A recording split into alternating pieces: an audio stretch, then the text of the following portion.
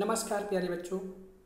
आज हम सभी लोग 10वीं कक्षा के अंतर्गत क्षितिज पाठ्य पुस्तक में प्रस्तुत सूर के पद नामक पाठ के अभ्यास कार्य का अध्ययन करेंगे। अभ्यास कार्य के प्रथम प्रश्न में गोपियों द्वारा ऊधों को भाग्यवान कहने में क्या व्यंग्य निहित है। गोपियों द्वारा ऊधों को भाग्यवान कहने में यह व्यंग्य निहित है कि ऊधो वास्तव में भाग्यवान न होकर अति भाग्यहीन है। वे कृष्ण रूपी सौंदर्य और प्रेम रस के सागर के सानिध्य में रहते हुए भी उस असीम आनंद से वंचित हैं।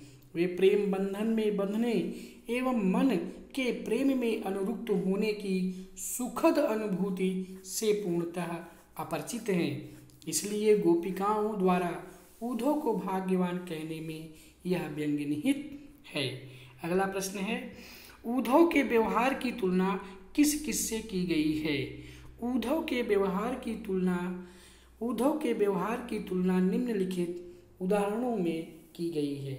गोपियों ने ऊधों के व्यवहार की तुलना कमल के पत्ते से की है। पुरैन पात जो जल में रहते हुए भी उससे प्रभावित नहीं होता है, वह जल में रखे तेल के मटके के समान है जिस पर जल की एक बूंद भी टिक नहीं पाती है। इसके बाद फिर तीसरा प्रश्न है कि गोपियों ने किन किन उदाहरणों के माध्यम से ऊधों को उलाहना दिया। गोपियों ने अनेक उदाहरणों के माध्यम से ऊधों को उलाहना दिया है। पहला, गोपियां ऊधों के व्यवहार को कमल के पत्ते के समान बताती हैं जो पानी में रहकर भी उससे अछूता रहता है, यानी वे प्रेम के मूर्त कृष्ण के संग रहकर भी उनका अर्थ नहीं जान पाए हैं। गोपियां उन्हें बड़भागी कहती हैं जो कृष्ण के संग रहकर भी प्रेम के बंधनों से मुक्त हैं। उन्हें प्रेम के मायने नहीं पता है। वे ऊधों के योग संदेश को कड़वी ककड़ी के समान बताती हैं जो उनसे नहीं खाई जाती, यानी वे उन बातों को नहीं समझ सकती हैं। तो इस तरह से इन उदाहरणों के माध्यम से गोपिकाओं ने ऊधों को उलाहना दिया है। चौथा प्रश्न है कि ऊधों द्वारा दिए गए योग के संदेश ने गोपियों की विरहाग्नि में घी का काम कैसे किया। गोपियां श्री कृष्ण के आगमन की आशा में बेचैन हैं। वे एक एक दिन गिन रही थीं और अपने तन मन की व्यथा को चुपचाप सहती हुई कृष्ण के प्रेम रस में डूबी रही हुई थीं। परंतु कृष्ण ने स्वयं न आकर योग का संदेश देने के लिए ऊधों को भेज दिया। विरह की अग्नि में जलती हुई गोपियों को जब ऊधों ने कृष्ण को भूल जाने और योग साधना करने का उपदेश देना प्रारंभ किया, तब गोपियों की विरह वेदना और भी बढ़ गई। इस प्रकार ऊधों द्वारा दिए गए योग के संदेश ने गोपियों की विरह अग्नि में घी का काम किया। अगला प्रश्न है कि मर्यादा न लही के माध्यम से कौन सी मर्यादा न रहने की बात की जा रही है। मर्यादा न लही के माध्यम से प्रेम की मर्यादा न रहने की बात की जा रही है। कृष्ण के मथुरा चले जाने पर गोपियां उनके वियोग में जल रही थीं। कृष्ण के आने पर ही उनकी विरह वेदना मिट सकती थी, परंतु कृष्ण ने स्वयं न आकर ऊधों को योग संदेश के साथ भेज दिया, जिसने गोपियों के उनकी मर्यादा का त्याग करने पर आतुर कर दिया है। प्रश्न नंबर 6 है कि कृष्ण के प्रति अपने अनन्य प्रेम को गोपियों ने किस प्रकार अभिव्यक्त किया है। गोपियों ने कृष्ण के प्रति अपने प्रेम को विभिन्न प्रकार से अभिव्यक्त किया है। नंबर 1, गोपियों ने अपनी तुलना उन चींटियों के साथ की है जो गुड़ पर आसक्त होकर उससे चिपट जाती हैं और फिर स्वयं को छुड़ा ना पाने के कारण वहीं प्राण त्याग देती हैं। नंबर 2, उन्होंने खुद को हारिल पक्षी और श्री कृष्ण को लकड़ी की भांति बताया। जिस प्रकार हरिल पक्षी सदैव अपने पंजे में कोई लकड़ी अथवा तिनका पकड़े रहता है, उसे किसी भी दशा में नहीं छोड़ता, उसी प्रकार गोपियां भी मन, कर्म और वचन से कृष्ण को अपने हृदय में दृढ़तापूर्वक बसा लिया है। वे जागते, सोते, स्वप्न में दिन रात कृष्ण कृष्ण की ही रट लगाती रहती हैं। प्रश्न नंबर 7 में गोपियों ने उद्धव से योग की शिक्षा कैसे लोगों को देने की बात कही।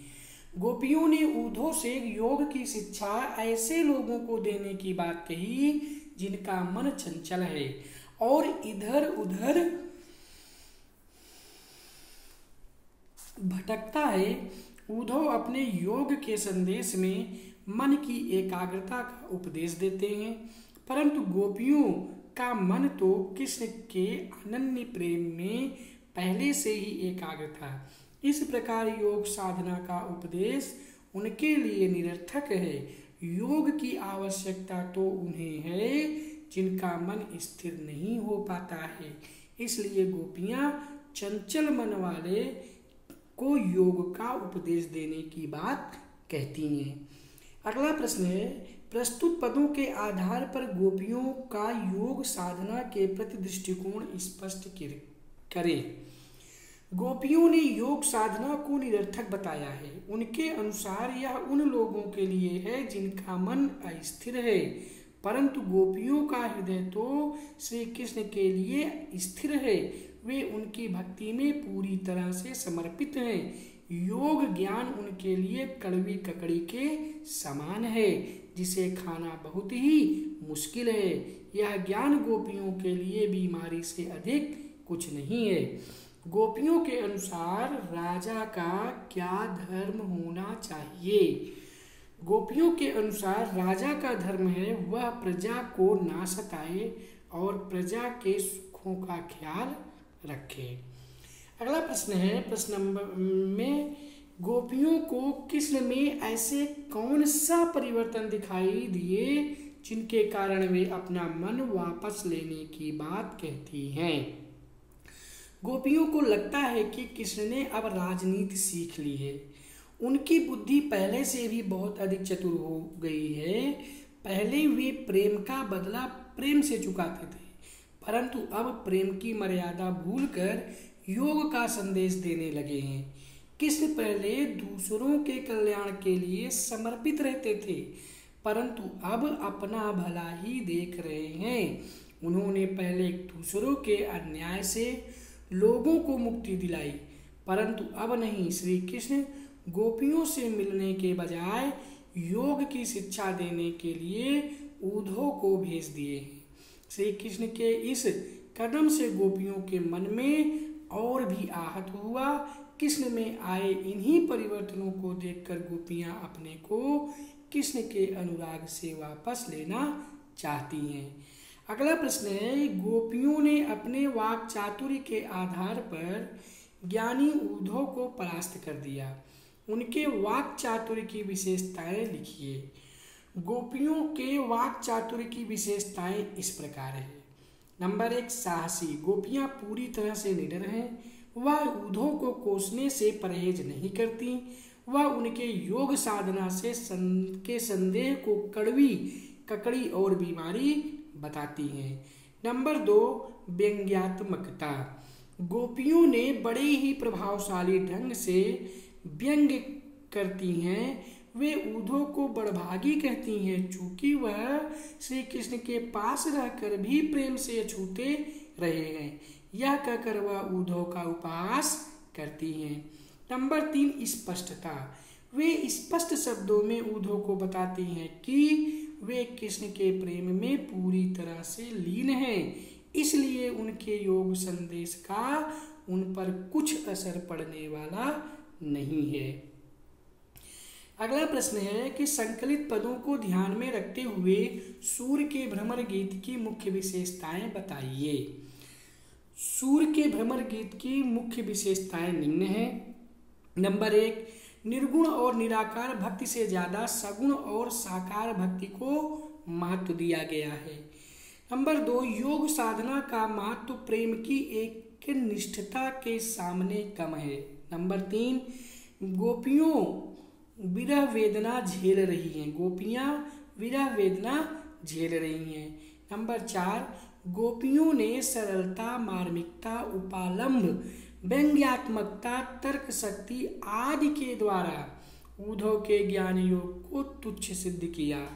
अगला, गोपियों ने युद्ध खुद को हारिल पक्षी व कृष्ण को लकड़ी की भांति बताकर अनन्य प्रेम का परिचय दिया है। नेक्स्ट, अनुप्रास, उपमा, दृष्टांत, रूपक, व्यतिरेक, विभावना, अतिशयोक्ति आदि अलंकारों का सुंदर प्रयोग किया गया है। शुद्ध साहित्यिक ब्रज भाषा का प्रयोग हुआ है। इसमें भी संगीतात्मकता का गुण सहज ही दृष्टिगत होता है। रचना और अभिव्यक्ति की दृष्टि से सब महत्वपूर्ण प्रश्न इसमें है कि गोपियों ने उद्धव के सामने तरह तरह के तर्क दिए। आप अपनी कल्पना से और तर्क दीजिए। गोपियों ने उद्धव के सामने तरह तरह के तर्क दिए। हम निम्न तर्क दे सकते हैं। प्रेम कर विरह की वेदना के साथ योग साधना की शिक्षा देना कहाँ तक न्याय है। अपनी बात पूरी न कर पाने वाले कृष्ण एक धोखेबाज हैं। कृष्ण अपने अनन्य प्रेम करने वाले संगों को योग साधना का पाठ क्यों नहीं पढ़ाते हैं। नेक्स्ट प्रश्न है, प्रश्न नंबर 14 है कि उद्धव ज्ञानी थे, नीति की बातें जानते थे। गोपियों के पास ऐसी कौन सी शक्ति थी जो उनके वाक चातुर्य में मुखरित हो उठे। गोपियों के पास उनके मन में श्री कृष्ण के लिए प्रेम और भक्ति की अद्भुत शक्ति थी, जिस कारण उद्धव जैसे ज्ञानी को भी उन्होंने अपने तर्क से हरा दिया था। गोपियों ने यह क्यों कहा कि हरि अब राजनीति पढ़ी आए। क्या आपको गोपियों के इस कथन का विस्तार समकालीन राजनीति में नजर आता है? स्पष्ट कीजिए। गोपियों ने ऐसा इसलिए कहा है क्योंकि श्री कृष्ण ने सीधी उनसे प्रेम को भुलाने की बात ना कर उन्हें युद्धों द्वारा योग संदेश के माध्यम को अपनाने की बात कह रहे हैं। गोपियों का कथन है कि हरि अब राजनीति पढ़ी आए। आज की राजनीति में नजर आ रहा है। आज के राजनीति में नेता भी मुद्दों के बारे में साफ साफ नहीं कहते और मुद्दों को घुमा फिरा कर पेश करते हैं। इस तरह से प्यारे बच्चों, आज हम लोगों ने सूर्य के पद नामक पाठ के अभ्यास कार्य का अध्ययन किया। आज के लिए इतना ही। धन्यवाद।